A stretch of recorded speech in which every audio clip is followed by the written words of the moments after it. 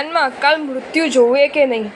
સાહેબજી, આની બહુ અર્ધ સમજ છે. અમુક એકાંત નિશ્ચયને માનનારા છે.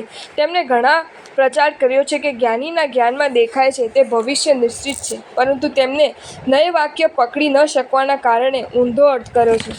પ્રસંગ એમ છે કે આદિનાથ ભગવાનને ભરત ચક્રવર્તીએ સંવત્સરમાં પૂછ્યું કે ભાવિ તીર્થંકરનો જીવ આ પક્ષદામાં છે કે નહીં?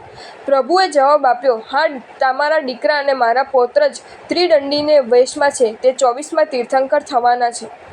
ઘણાએ આ વાક્યનો સાર નહીં સમજવાના કારણે, નયની વાત ન પકડી શકવાને કારણે છબરડાવાળી ઊંધો અર્થ કર્યો છે. તેઓ કહે છે કે આટલા ભવ પછી મહાવીર સ્વામી બનશે આવું પ્રભુએ જ્ઞાનમાં જોયું, માટે તેમને આ ભાખ્યું છે.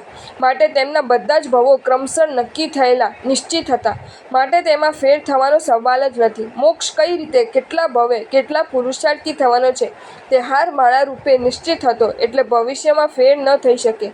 આમ કહે અને બોલે કે વિધિના લેખ લખાયેલા હોય છે એટલે ભવિતવ્યતા પ્રમાણે નક્કી હોય, તેમાં ફેર થવાનો સવાલ નથી. તેથી પુરુષાર્થની વાતોથી કોઈ વળે નહીં.